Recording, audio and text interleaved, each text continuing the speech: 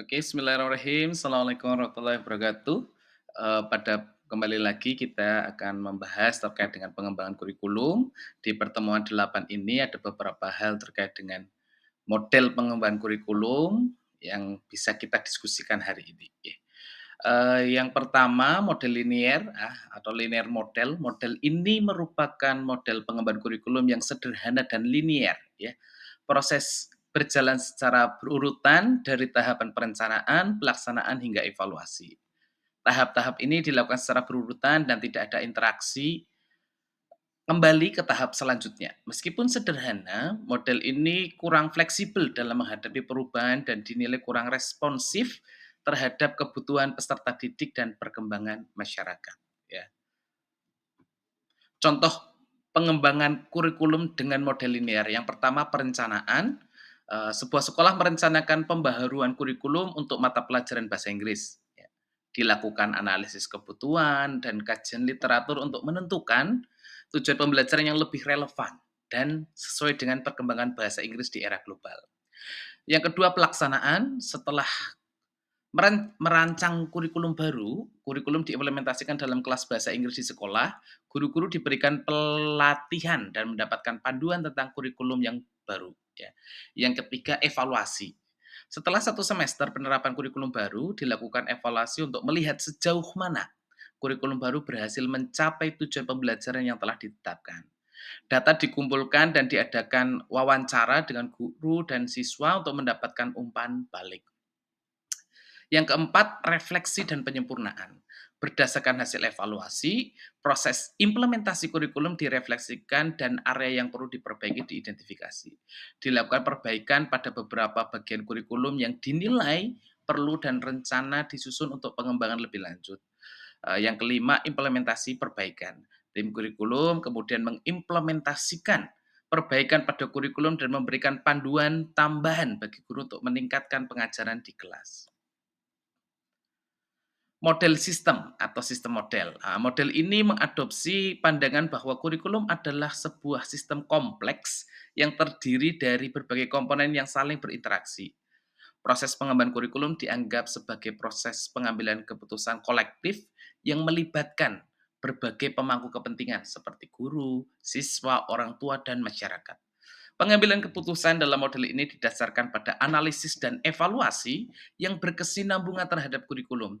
Proses pengembangan kurikulum melibatkan berbagai tahap seperti analisis kebutuhan, perumusan tujuan, pemilihan dan penyusunan materi, pemilihan metode pembelajaran, dan evaluasi hasil pembelajaran. Dalam model ini, partisipasi aktif dari semua pemangku kepentingan sangat dihargai. Guru, siswa, orang tua, dan masyarakat berperan dalam memberikan masukan dan kontribusi dalam proses pengembangan kurikulum. Model ini juga menekankan pentingnya kolaborasi dan komunikasi antara semua pemangku kepentingan yang mendukung implementasi kurikulum yang efektif. Dengan demikian, pengembangan kurikulum menjadi sebuah proses yang dinamis, terbuka, dan berkelanjutan yang selalu berorientasi pada peningkatan kualitas pendidikan. Ini langkah pengembangan kurikulum dengan model sistem. Yang pertama, analisis kebutuhan. Pada tahap ini dilakukan penelitian dan pengumpulan data untuk memahami kebutuhan peserta didik, lingkungan sekolah, dan tuntutan perkembangan masyarakat. Yang kedua, perumusan tujuan. Berdasarkan analisis kebutuhan, tujuan pembelajaran yang spesifik dan relevan itu dirumuskan. Tujuannya harus mencakup kompetensi pengetahuan, keterampilan, dan sikap yang diharapkan peserta didik mencapainya. Yang ketiga, pemilihan materi dan metode pembelajaran. Materi pembelajaran harus relevan dengan tujuan pembelajaran dan dapat menarik minat peserta didik. Metode pembelajaran harus mendukung pencapaian tujuan dan memungkinkan interaksi antara guru dan siswa serta antara siswa dengan siswa ya. Yang keempat, implementasi. Kurikulum yang telah dirancang akan diimplementasikan dalam proses pembelajaran di kelas. Yang kelima, evaluasi dan revisi ya. Evaluasi berkesinambungan dilakukan untuk memantau pencapaian tujuan pembelajaran yang arahnya adalah efektivitas kurikulum. Hasil Evaluasi akan menjadi dasar untuk melakukan revisi dan perbaikan dalam kurikulum. Kolaborasi dengan pemangku kepentingan dalam seluruh proses pengembangan kurikulum, kolaborasi dengan semua kepentingan seperti guru, siswa, orang tua, dan masyarakat menjadi sangat penting dan menjadi sebuah kunci. Yang ketiga adalah model interaktif. Pengembangan kurikulum model interaktif merupakan pendekatan yang menekankan partisipasi aktif dari berbagai pemangku kepentingan dalam proses pengembangan kurikulum. Model ini melibatkan diskusi, konsultasi, kolaborasi antara guru, siswa, orang tua, dan pihak-pihak terkait lainnya. Tujuan dari model ini adalah untuk menciptakan kurikulum yang lebih relevan, responsif, dan sesuai dengan kebutuhan serta perkembangan peserta didik. Keunggulan dari model pengembangan kurikulum ini adalah melibatkan semua pihak yang berkepentingan dalam proses pengambilan keputusan. Dengan adanya kolaborasi dan partisipasi aktif, kurikulum dapat lebih sensitif terhadap kebutuhan peserta didik dan lingkungan sekitarnya. Kurikulum yang dihasilkan juga lebih relevan, mempertimbangkan perspektif dan kepentingan dari berbagai pemangku kepentingan sehingga mampu menciptakan lingkungan belajar yang lebih mendukung dan bermakna bagi peserta didik. Ini contoh pengembangan kurikulum dengan model interaktif ya. Yang pertama, analisis kebutuhan. Guru dan tim kurikulum di sekolah dasar melakukan analisis kebutuhan dengan melibatkan guru-guru mata pelajaran, kepala sekolah, orang tua siswa. Mereka mengidentifikasi tantangan dan kebutuhan siswa dalam pembelajaran, termasuk potensi dan minat siswa serta permasalahan yang dihadapi dalam proses belajar mengajar. Yang kedua, menetapkan tujuan pembelajaran.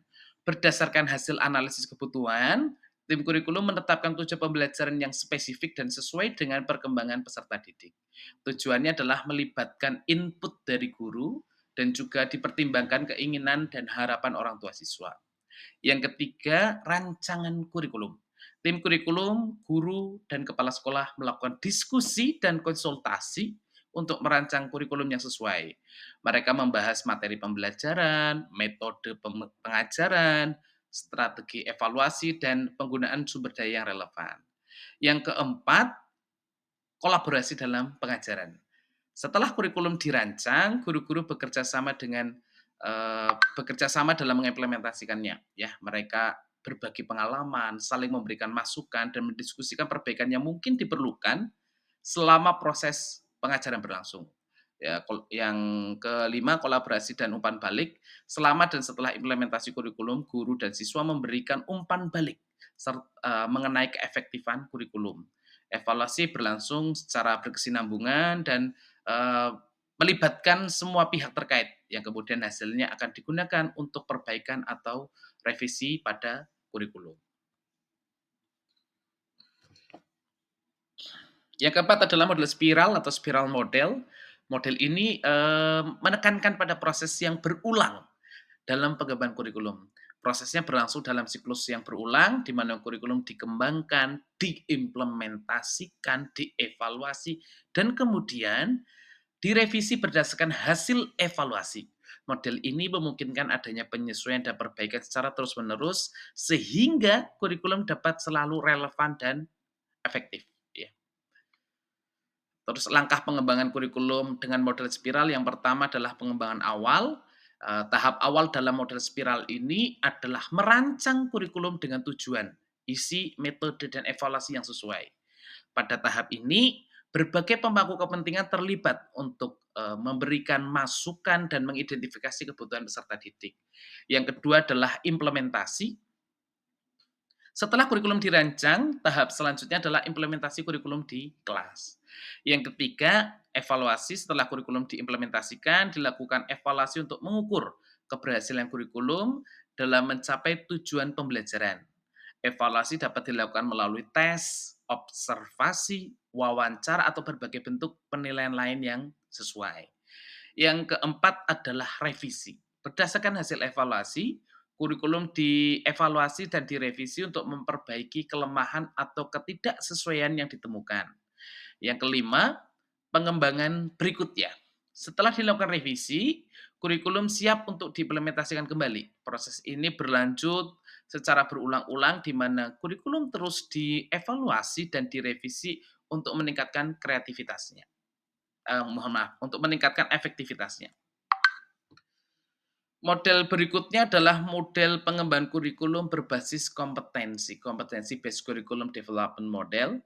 Model ini berfokus pada kurikulum berdasarkan kompetensi dan kemampuan yang diharapkan dimiliki oleh peserta didik. Kurikulum dikembangkan berdasarkan pada tujuan-tujuan pembelajaran yang konkret dan terukur. Model ini juga menekankan pada aspek pengetahuan, keterampilan, dan sikap yang relevan dengan kebutuhan peserta didik dan dunia kerja. Ya. Ini langkah pengembangan kurikulum berbasis kompetensi, ya. Yang pertama analisis kebutuhan. Pada langkah awal dilakukan analisis kebutuhan untuk memahami kebutuhan peserta didik dan tuntutan dunia kerja. Analisis ini akan membantu dalam menentukan kompetensi yang harus dikuasai oleh peserta didik. Yang kedua, menetapkan kompetensi. Berdasarkan analisis kebutuhan, ditetapkanlah kompetensi atau kemampuan yang harus dicapai oleh peserta didik. Kompetensi ini mencakup pengetahuan, sikap, dan keterampilan yang relevan dan sesuai dengan kebutuhan masa depan peserta didik. Yang ketiga, pengembangan materi pembelajaran. Setelah kompetensi ditetapkan, langkah selanjutnya adalah mengembangkan materi pembelajaran yang sesuai dengan kompetensi tersebut. Materi pembelajaran harus dirancang untuk membantu peserta didik mencapai kompetensi yang diharapkan. Ya. Eh, Pembelajaran dan kompetensi yang ingin dicapai, ya. Metode pembelajaran harus mendorong aktivitas peserta didik dan membantu mereka mengembangkan pengetahuan, keterampilan, dan sikapnya mereka. Ya. Berikutnya adalah evaluasi dan revisi. Ya. Proses evaluasi dilakukan untuk menilai sejauh mana peserta didik telah mencapai kompetensi yang telah ditetapkan. Hasil evaluasi kemudian digunakan untuk melakukan revisi pada kurikulum dan materi pembelajaran agar dapat lebih efektif dalam mencapai tujuan pembelajaran. Jadi itu ada beberapa pengembangan kurikulum yang bisa kita diskusikan pada pertemuan hari ini. Sekian, terima kasih. Wassalamualaikum warahmatullahi wabarakatuh.